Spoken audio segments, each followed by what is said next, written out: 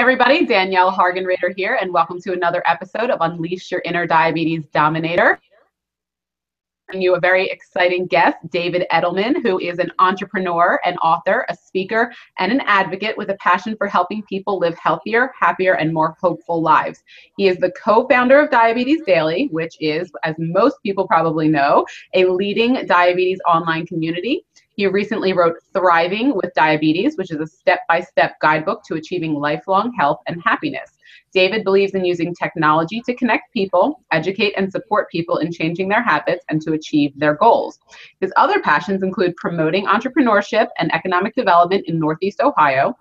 He is the president of the Hebrew Free Loan Association, a nonprofit organization that has been providing interest-free loans to people in need since 1904. So, David, thank you for joining us today. How are you? Great. Danielle, thank you for inviting me to be on your My pleasure. My pleasure. show. Looking forward to chatting with you. Definitely. Yeah. So I had the pleasure of meeting David in person at the Master Lab event in July of this year. And we definitely had some good conversations. So I knew I wanted to get you on here. And I was just saying beforehand, you are the fourth non-diabetes having person that I've interviewed, but I like to interview everybody who's kind of really contributing in a big way to our diabetes community. So if you would, we still want to know about David. So why don't you tell us a little bit about your kind of intro into the diabetes community, what got you so passionate about helping those of us with diabetes, and kind of got to where you are now. Danielle, I fell in love. That's what was my introduction. I met a woman who had just been diagnosed with type 1 diabetes, Elizabeth Zabel, and she, was a little sweeter than most. and looking back, I still have the vivid memory of when she reached out online and came across Carrie Marone at the time, and came across Amy Tendrich, and was just seeing young women who are starting careers, who are having families, who are doing all the things that young women do. And you could see just the tension releasing from her shoulders and how much it meant to her. And I've been doing freelance web design and was looking for, just something to work on that would be maybe a little more meaningful than, business stuff. And so we set out to create an online community to connect people around diabetes. How do we bottle that feeling and share it with others? And so that led to the creation of Diabetes Daily, which is the simple mission of taking living with diabetes and making it better for everyone touched by it. And so how long ago was that? How long ago was Diabetes Daily created? Because now it's kind of a powerhouse in the diabetes online community. I think most people kind of depend on Diabetes Daily to get their information, and also lots of good opinions and blogs and all kinds of stuff. So when did that start, and how quickly did it pick up? What was the trajectory? We started 10 years ago. We just had our 10th anniversary. We should be celebrating it, but we're so busy, working and doing things that we haven't, taken the time out to celebrate, but I think we will shortly. It was such a organic and slow moving process. At the beginning, it was one visitor a day, or two, or three, or five. I'd be looking at our analytics, like, oh, there's someone online right now, a real human being. I would go and chat with that person, and then we'd, have 2 people and 5 people. And I remember when we crossed 100 members, it was this enormously exciting milestone, and then 500, then 1,000. And, just over the years, it grew and grew. And I got involved kind of towards the beginning with Manny Hernandez at the Diabetes Hands Foundation. I was one of the early board members there, and came up with the idea with a couple others to start the Diabetes Advocates Program, which led to the Master Lab. And this whole idea that we really need to organize people that are in this space, that are, the kind of grassroots advocates that really have all this passion and energy. How do we, like a magnifying glass, take all that and focus it? And and that led to just, literally traveling the world, all the way from, Europe to Dubai to California to down the street here in Cleveland, to covering diabetes events and going to places where people are talking about diabetes, and really just the there's so much pleasure to be part of shaping that conversation, to be part of just empowering people to make the world a little bit of a better place. I mean, my passion, what kind of underlies all this is I love solving problems. I love teaching. I love mentoring. I love learning.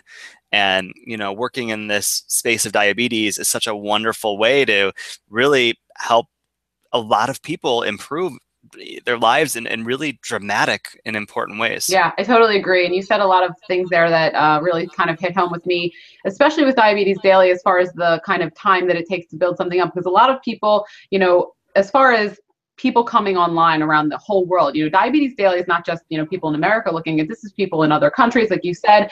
And a lot of people see that kind of thing and the kind of reach that Diabetes Daily have, and they think, oh, well, they've just been doing that. Overnight success. But my husband and I actually have this this joking thing, because I've been kind of doing what I've been doing for about 6 years now, and people are like, oh, where did you come from? And this is like, oh, it's like they don't see all that craziness behind the scenes, because I'm very big into, I'm an entrepreneur, I'm a big advocate of not only diabetes, but doing what you love, of finding some way to both make a living, but also make a living so that you don't feel like you're necessarily working, because you're loving what it is that you're doing, and you're providing a service to people that is based out of whatever it is that you're passionate about, which is obviously the same thing that Diabetes Daily has been doing. But, we have a joke where we say, oh yeah, we're a 10-year overnight success. But what you just said really struck me with that, because it does take time, and you are sitting behind the scenes looking at the analytics, like who's coming, am I helping people, are people enjoying what I'm giving, because you are giving kind of out of your heart and your soul, and like, I want to help people, I want people to be able to have that feeling of not being alone, and have that feeling of connectivity, and knowing that there are other people out there going through the same thing, and I really want to provide that, but are they out there? So it's definitely, I feel you. It's been amazing. I was just pulling up our stats out of curiosity that in the last 30 days, we've had visitors from 206 countries. That's amazing.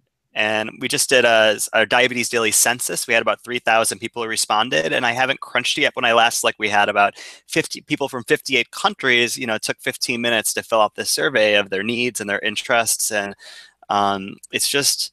it's amazing what a global community is. It's also amazing how tiny of a percentage of that community we're touching. Mm-hmm. If you think of over 400 million people with diabetes around the world, and we're reaching, the diabetes online community as a whole is reaching just a tiny sliver. And so our editorial team, Ginger Vieira, Allison Nimlas, our moderating team, who was in multiple continents from around the world, from Malaysia to the UK to here. How do we reach people, and how do we, what conversations do we need to have that actually help people? I mean, diabetes, I think the challenge is it's such a heterogeneous experience. Something that works for somebody else doesn't work for another person. There's major differences in health literacy. There's major differences in access to treatments and care. You could talk about CGMs, continuous glucose meters, and graphs of real-time blood sugars when someone else is struggling to get a test strip a day. Yep. And so having a big tent community that wants to reach everybody, I mean, it's just so incredibly, it's really, really challenging to find the mix of things that will help the most people. And then, like you said, you might be an overnight success, but there's the issue of sustainability. Mm-hmm. Generating enough revenue to support a team of people writing and working on these problems is incredibly hard. I mean, I do not want us to sell our soul to advertisers. I hate advertising. It's like this necessary evil to be able to have funding to pay good people to spend their time working on these problems. Yeah, I was gonna say, I'm gonna jump in, and what I find is I think of similar things when I'm trying to reach people, and what I found over the years is that, like you said, diabetes is it's not like something that you're passionate about, like, well, I'm passionate about space travel, or no, because diabetes is a very personal situation for most people, and everybody does have their own individual experience with it. So that's why I try to find the most common thing to everybody, which is human emotion. And I think you and I have a very similar outlook on this, is that everybody wants to feel a few things. They want to feel loved, they want to feel accepted, and they want to hear that their voice matters. And I think that if, as far as, the test strip a day versus a CGM, absolutely, those are huge, one end of the spectrum and other, but all of those people that are struggling with one or the other, they all have those same feelings. And that's why I try to do things like the interview series. It's like, I'm trying to reach out to people on a human level. And I think Diabetes Daily does that in an amazing way. I mean, for me, I've told Ginger this before, but Ginger Vieira is one of my, biggest inspirations to come out and do things like this, because she's out there sharing her opinion. And sometimes we feel, people like me or Ginger or any human being out there that has diabetes and has an opinion, which is every single one of us, and all of our opinions matter. But it's like you have this inside voice saying, well, who wants to hear my opinion? Does my opinion matter? But the answer is yes, your opinion matters. Everybody has something important to say, and it's good to have kind of an ability to get that out there, and the diabetes online community gives everybody that ability to do that. Write a blog, you never know. It's like, for me, 2 years ago, I didn't think my blogs would be on Diabetes Daily, but by reaching out to Ginger and saying, hey, can I interview you, and creating a relationship, it's like the diabetes online community is like this big open arms waiting to hug you, but you have to walk into those arms, because they're not gonna, you got to walk into those arms. But we're all here and we want you to come in. Does that make sense? You agree? Yeah, looking. Or expecting us. We don't want to be the creepy people hugging you when you're not expecting it. No sneaky hugs. No sneaky hugs. I will say we would love to find some guest bloggers living with type 2 diabetes. There seems to be a huge disconnect in that there are, when you look at the demographics, there's enormous numbers of people living with type 2, and there's very few that are writing about that experience. And one of our goals for next year is to find some people who are, really have a knack for capturing that experience and giving them a platform to share that, because it's frustratingly unrecognized, uncovered, considering the prevalence. But there's just, I don't know if it's the stigma that can hover around type 2 diabetes or what it is, but there's just so many people who are writing about type 1, which is good, but we also need people to write about the other side. I totally agree. And I actually have somebody off the air I'll recommend to you that I think might be helpful in that realm. But yeah, I totally agree that, as far as statistics go, type 1 is like 5 to 10%, and type 2 is 90 to 95% of the totality of diabetes. But I think type 2 is vastly unrepresented. And I do believe, just from me, going through all the emotional things that I've gone through with diabetes, I don't think type 2 is any less of an emotional roller coaster. And I do think there's a much larger stigma. Like you said, it's like a lot of shame, a lot of blame, a lot of finger pointing. Well, you have type 2 diabetes, it's your fault, and all this horrible misinformation and misconceptions, which kind of mutes those voices down. And I think that, I think Diabetes Daily doing that and highlighting more of those. I know you have Brian right on there and a couple other people that are type 2 and kind of representing. And I think we just need to say, look, we're here with type 1, we're here with type nothing, but we're here and we want to hear what you have to say. And I think Diabetes Daily is definitely stepping up and allowing that platform, which is necessary. So awesome. And we thank you for it. Hey, it's my pleasure. There's a lot of overlap too. We are instituting a tagging system. So shortly when you go to the homepage, you'll see anything that's type 1 specific or type 2 specific will have a little tag. We've been behind the scenes tagging everything type 1 or type 2 for a long time. But when we implemented it, visually it just jumped out that how many of the articles don't have a tag because they're applicable to everybody. I'd say 70% is everybody. 20% is kind of type 1 specific, and then 10% is type 2 specific. Less type 2 specific stuff because there's more stuff that is that's applicable to type 2 and type 1, and a couple things that are applicable to type 1 but not type 2. Yep. Yeah, I totally agree. I was actually I have this conversation a lot, and my background is nutrition and fitness. But the thing is that people say, well, do you work more with type 1s or type 2? I'm like, I work with, doesn't matter what type of diabetes you have. And I actually say it doesn't matter if you have diabetes or not, because the baseline of nutrition and fitness and the habits that we need to kind of bring into our own lifestyles are the same. Kind of just like you said, it's like we all need to choose nutritionally dense whole foods. We all need to move our bodies. It doesn't, type 1 diabetes, type 2 diabetes, 0 diabetes. We all need to be making these same kind of blanket choices to thrive. So I think that that's great that there's so much overlap, because I don't think we need to be as nearly as separated as we are as a community of people with diabetes. So, yeah. It does. It hit a wall for me once. I have some emotional scarring still to this day from way back in 2010 when I wrote an article about someone had asked in the forums, which is worse, type 1 or type 2 diabetes? Oh. So I wrote an article, which is worse, type 1 or type 2? The answer is, actually, I think Brian might have been the one who said this. The worst type is the one a loved one has. Mm-hmm. And so I wrote this whole thing explaining all the areas of overlap between type 1 and 2 on nutrition, on mental health, on access to treatments, changing your habits, just this huge area. And it erupted into this like 150 plus comments that were at each other's throats. People talking like it was like so painful to read. And I was trying to delete the worst ones as they were coming up. And then I got a call from, I think it was Julie Deirdre from the Chicago Tribune, who wanted to interview me about this article. And we had a lovely conversation.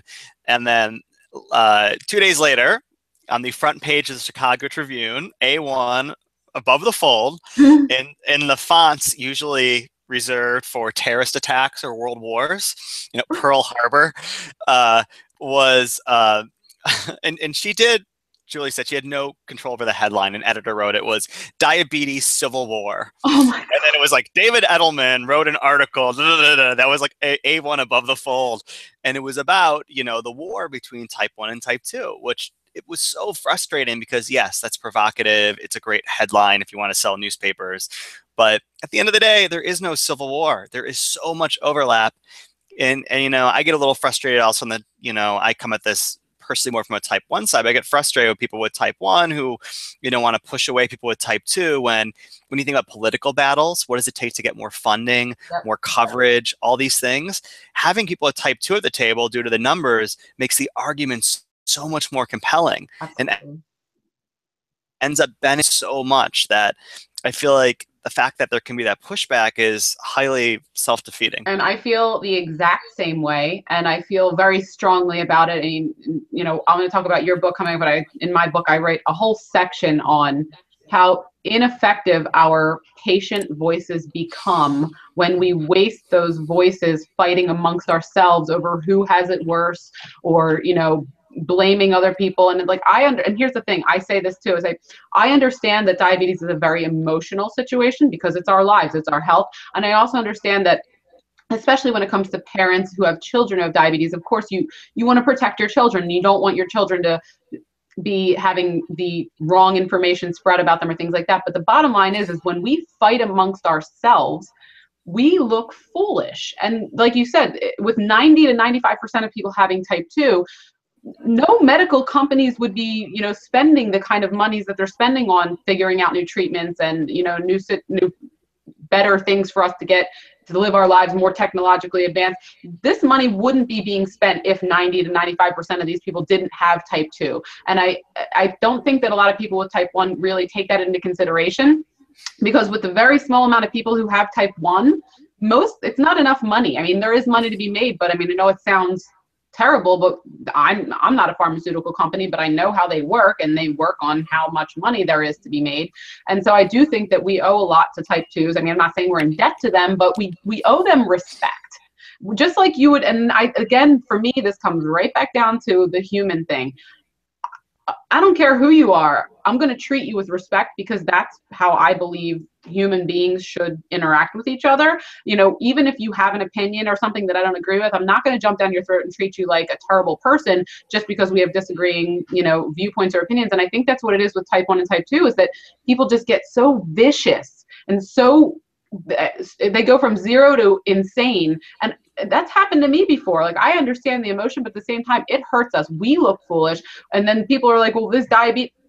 I was doing research actually for my book and saying that, like, as far as the amount of people who have diabetes, I was looking at chronic diseases who are represented in different legislative aspects and have different laws passed about them. And diabetes has by far the largest amount of people and the smallest amount of representation in political, laws being changed, help being given to us as a community of people with a disease. I'm talking about, like, breast cancer has, like, not even an eighth of the amount of people, but they're having all kinds of things done because they're not fighting with each other. They're coming together. So if we just come together and say, look, we all have to deal with this thing that sucks. But if we come together and say, as a team, we need X, Y, and Z to happen, we're much more likely to get those things to be pushed through if our voices are being pushed together as one, instead of saying, well, I want to name my disease something different. Well, naming your disease something different isn't going to help it get any more easy to manage. And it's just, I think that the sight of what's really important in the long run is getting lost in that fight amongst us. And I hate it. As a type 1, I don't care what type of diabetes you have. We're all on the same team. And that's just, I try to preach that as much as possible without sounding preachy, but I can't help it because even if you just want good outcomes. I'm getting an echo. There we go, it's gone. If you're something about hearing your own voice coming back, it makes it impossible to talk. There's, even if you think about it just as having a coalition, right? If you want to achieve outcomes, then you might have two different groups of people and they have two different sets of interests. But if you have a mutual goal, we want more money spent on research. We want test strips to be cheaper. We want more government funding for test strips. You can pick a shared goal and work at it together, even if you have a different experience or a different set of other focuses that don't overlap. And I wish people could think about, keep your eye on the ball. At the end of the day, we have some political things that we want to happen to make life better for people with diabetes. So why shoot yourself in the foot by taking your natural allies and pushing them away? Yep. I couldn't agree more. And I feel like you and I could probably sit here and talk about this for the rest of the day. But let's move on to something a little bit more uplifting than our internal fighting amongst ourselves. Tell me a little bit about your book, because I have just started, since I was just all encompassed in my book, I just started kind of skimming through yours, and I know it's awesome. But tell me a little bit about, what kind of prompted you to do it and how it's been doing, because I know it's just been out for a few months and all this stuff. So tell me a little bit about that. Yeah, so it started with a collaboration with Dr. Paul Rossman on Diabetes Daily University and our workshop for better blood sugars many years ago. And I had met Paul, and he had this box with stuff in it. It was like worksheets and like mini kind of novellas and nursing support. And he had these ideas, but we didn't quite know how to package it. But I looked in there and I saw just some absolutely brilliant approaches, when to check your blood sugar, how to manage yourself, and how to get things going forward. So we started putting these ideas into these programs. We're testing them in the Diabetes Partnership of Cleveland here. We were testing them online, and we found that these ideas really resonate with people. And we're like, we need to take all this and put it into a book, to really find a way to help people find a sustainable approach to managing diabetes. Because, I get these emails all the time. It's like, I was diagnosed with diabetes. What do I do? My blood sugars are high. What do I do? And, you start to answer someone, and, eventually you have a book. And then even then it takes a little more. So we kind of started to step back and say, all right, what does it take to be successful? And we kind of boiled it down to, there's two essential pieces of background information. You need to know why blood sugars change, and you need to know what tools you have to influence the ups and downs. Some prerequisite stuff. Right. And then you get into this whole challenge of, all right, your life is complicated, diabetes is complicated, it can be overwhelming, burnout. Where do you actually start? How do you take this big complex thing of diabetes and how do you simplify it? So we broke it down into a 4-step process. Lower the highs, limit the lows. Where do you start? Use your best to fix the rest. And then step 4, play with your diabetes. And play with your diabetes sounds a little fun and playful. It's really about how do you make diabetes management intuitive, and how do you deal with unexpected situations? How do you get the ability to, kind of dance and go with the flow? And so we wrote that, and that's really the first chunk of the book. And the second chunk is, all right, you're managing blood sugars, but thriving isn't just about blood sugars. how do you change your habits? How do you manage your emotions? How do you overcome depression, burnout? How do you work with your social circle? How do you manage your healthcare team? And so the last part of the book, and really what I had the most fun writing, because it was so impactful to me, when I started researching this stuff a few years ago, I lost 20% of my weight. I became a regular exerciser. I became happier. I started practicing mindfulness. Like, I found all these principles were so transformative to my own life that there really is better ways to manage your own internal dialogue and better ways to approach habit change than others. And so we put all this together into really what is just a distillation and an organization of, 10 years and a million plus conversation on diabetes daily into what I think captures the truth, I hope, of so many experiences. And I think the feedback from the book has been incredibly positive. We've had a couple people who said it's not detailed enough. There's not a plan, but that's kind of intentional. We didn't want to tell people what to do. Check your blood sugar here, eat this. That's not that kind of book. It's a process that you can follow to find your own way of living. And as such, I don't think I found anybody who really disagrees with the process. And so that's been really awesome. I think we did a good job of getting a starting point. Awesome. Yeah, no, I actually can't. And everything you just said, I often find people who I have similar beliefs and, based on processes. And I have the exact same feeling about, what I teach people is like, I don't teach you to do this exact diet or this exact fitness routine. I teach you the baseline habits, mindfulness and mindset, the same things that allow you to kind of cultivate your own healthy habits and your own healthy lifestyle. And that's why even in my book, as a nutritionist, as somebody who has a degree in nutrition science, I give you 5 days worth of meal plans. 5 days, not 5 years, because I want you to use that little bit as just like a jumping off point. And I have had feedback, well, I want a month-long meal plan. I said, well, that's not necessarily going to help you learn how to, like you said, roll with the punches. Life's not always going to be the same every 5 days, So I totally agree. I actually can't wait to read it now that I'm sick and tired of looking at my own book, not because it's not good, but just because, as I'm sure I know the feeling. I know the feeling. When you're looking at your own book over and over and over again, you're just like, oh, be done with it. Now I want to look at somebody else's book. But yeah, but so totally. So just as I always do for everybody who's, wondering about the book, I always include, David's going to give me all of his links. They'll be under the blog. They'll be under the YouTube video. You can find he'll give you the link for it on Amazon and wherever else he wants you to be able to get to it. So don't leave the interview trying to look for it. I'll promise you, as soon as we're done, just go down, scroll down, and we'll click, and it'll be right there. So other than Diabetes Daily and your book, is there any other projects or anything we need to look out for coming from you in the upcoming near future? Yes, we are investing really, really heavily in great content. We launched a new recipe collection, migrated over from a very old platform to a brand new one with fancy sorting, and you can adjust the number of servings and it'll recalculate your shopping lists and proper nutrition labels on everything that we do. So we're doing a lot more recipe stuff, focusing on things under 20 grams of carbs per serving. Nice. We have a new download section where we have ebooks by some well-known people in the diabetes world, from Gary Shiner to Carrie Sparling to others, and focusing on a lot more downloads, like kind of getting started to manage diabetes guides and trying to put together collections of resources that people, a little more deep than, say, blog posts. And so that's exciting. My real passion is, how do we, I think we're really going to invest over the next few years in diabetes education and coaching.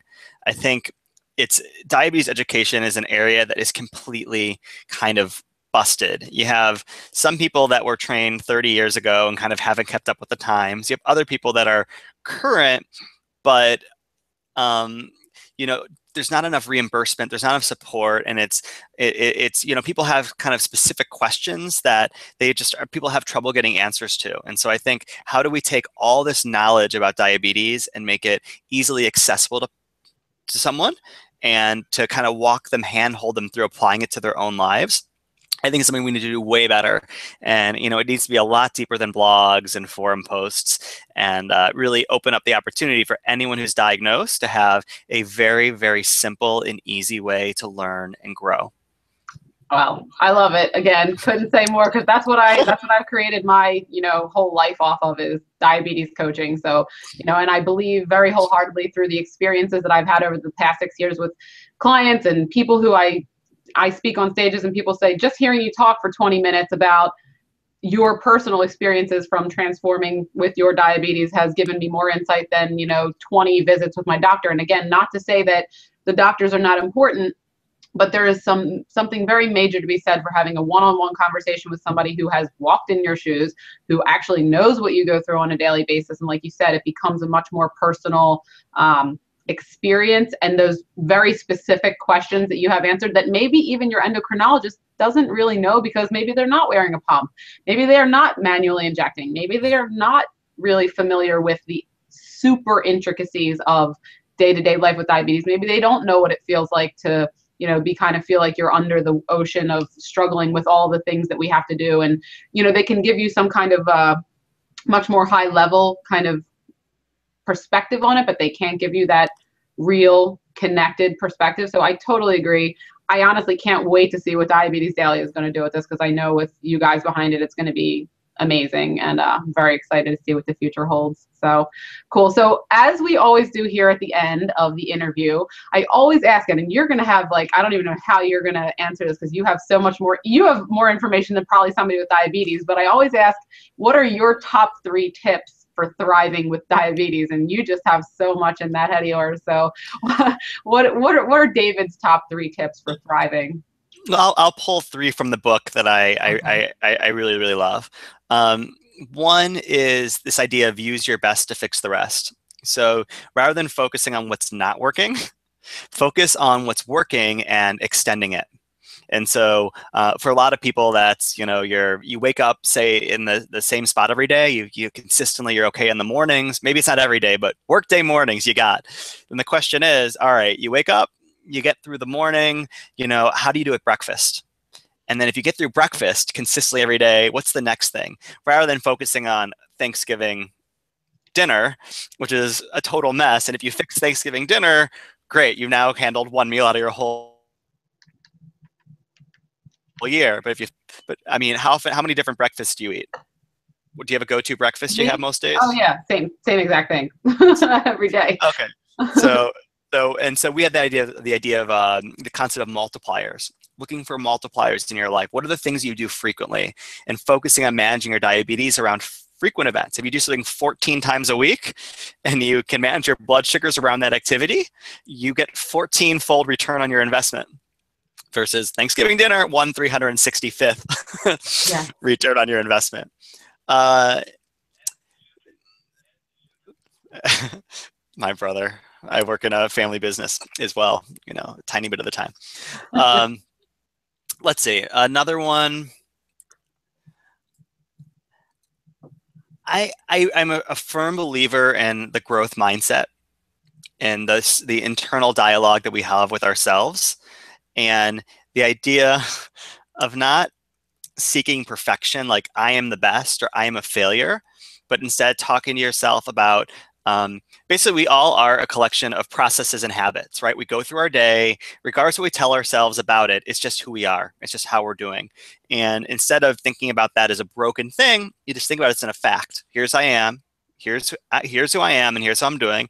And then thinking about what's an area where you can then grow and move in a positive direction. And I think about it, my favorite example when I think about it is piano. For a long time, I thought I'm not very good at piano. But you know what? That's not really true. A lot of people don't play piano at all. And I was in a band in high school. My problem was that my bandmates all went on to become professional musicians. They were just insanely talented. So by comparison, I was not very good, but I was also doing fine. And then I had this aha moment where I'm like, you know what?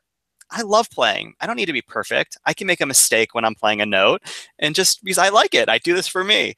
And that enabled me to start growing. And all of a sudden I started improving rapidly.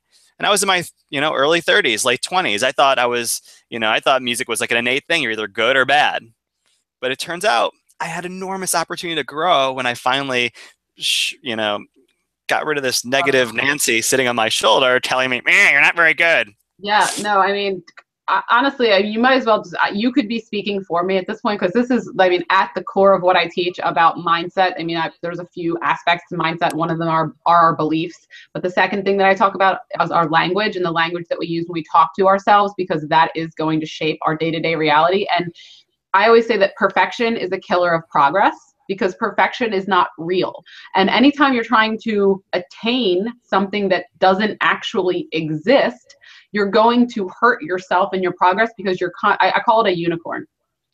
If you constantly spend your entire life chasing after a unicorn and trying to catch it, you're always going to be disappointed, because guess what? It doesn't exist.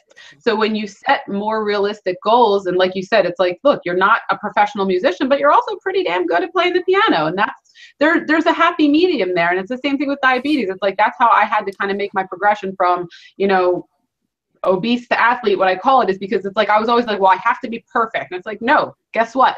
That's not real. So when you get your mind out of that, basing your self-worth off of a blood sugar reading, because that's not a real thing either. Just because your blood sugar is high doesn't mean you're a bad person or that you suck at life, because a lot of people with diabetes feel that way. It's like, no, that's a data point that I have, that I get to use, that I'm lucky enough to have the ability to use to make an intelligent decision to move forward.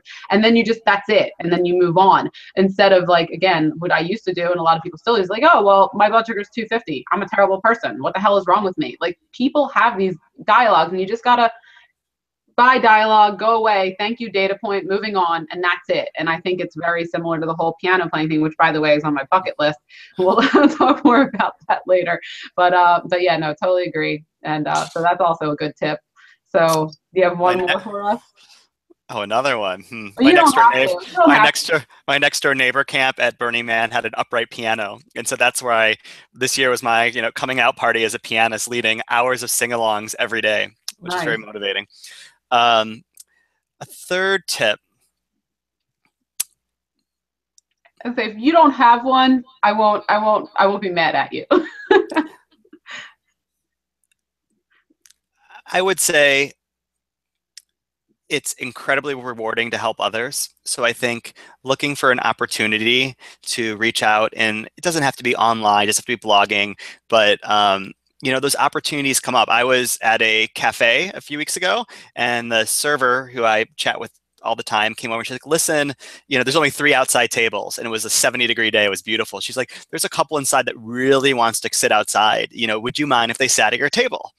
So it's just like, this is a small table. It's like barely a one top. I'm like, sure, send them out. So they sat out there, and the husband had been diagnosed with type 2 diabetes 5 years before, and he was kind of on top of it, but was struggling. And so we had an hour conversation about the physiology of diabetes, about living with it, about his hopes and goals, and and it was just a wonderful opportunity to do something nice. And I was able to send him a copy of the book. Actually, I have one in my thing. Give him a copy of the book and autograph it, and and it's those opportunities. There's so many people living with diabetes. Actually, I'll give you one quick example because it's really funny. A few weeks ago, I got a call, a voicemail. It was like a weird voicemail. And the next day, the same voice calls me back, and immediately this woman starts screaming, "Fraud! You stole $100 from me. If you don't give me back this money, I'm going to the police. I've already contacted a lawyer." And so, I'm like, oh my God, like, did we have some like tech glitch on our website? Did we somehow, we sell ebooks for $10? Could it have been related to that? So I'm trying to dig into it. And about 5-10 minutes into it, we identify the problem. The problem was that she had the wrong number. But she said, "But wait, you work at Diabetes Daily?" I'm like, "Yeah." She's like, "Well, can you tell me a little more about that?" And we start talking. She's like, 70 years old and had type 2. And she's like, "Oh, I don't really like my doctor. I'm having a lot of problems." And so we spent 20 minutes. And I was like, "You know what? Can I send you a book?" She's like, "I can't. My credit cards just send you a book." And, diabetes is prevalent enough that when a random stranger calls you on a phone, there's a good chance that they are living with diabetes, and you can help that person. Absolutely. I totally agree. It's totally random too. I just went to teach a class of personal trainers from the personal training school I went to 5 years ago, some tips on how to train clients with diabetes. And don't you know that 2 people in the class had type 2? And I didn't know that, but I always say, like, does anybody in here have diabetes? Hopefully the answer is no, but just again, 2 people are like, oh yeah. So then again, we had this whole conversation after I gave the lesson. But yeah, no, it's just talking to people, human connection. We're all meant to help each other. I don't care, what your background is. We're all human beings, and we all need to connect with other human beings to thrive. And I think that's probably one of the most important tips of all. So awesome. Did you see the stats on the incidence of people with elevated blood sugars, adults, and those over 65? I've been having trouble processing it. So the number is about 50% of people over 18 in the USA have elevated blood sugars. And if you look at over 65, that number is 83%. Wow. So that's 8 out of 10 people. Especially when we get into the stigma and this and that, you're really talking about everyone. You know, your brothers, your sisters, your aunts, your uncles, your cousins. I mean, it's just people. Yep. And absolutely. That's I think our hope for making a better world for everyone with diabetes is people realizing we're all in this together. It's our families. And if we all just stick in and help everybody, we're helping the people we love. Yep. That's what counts. I agree. And I'm all about love. Love, love, love. That was my most used word this year, according to Facebook. And I am a love machine. Spread the love. Love conquers all. And I think that that's a really great way to end this, because I really love talking to you. To sound corny, but it was awesome. So, and I love chatting with you. Sweet. Thank you for having me on. Oh, my pleasure. So thank you, David. And for everyone out there, just spread the love. You deserve it. Everyone else deserves it. And even if they don't, give them a little love anyway, because maybe they'll be more loving because of it. So, all right, cool. So as usual, thank you for watching, and we will catch you on the next episode. Take care, guys.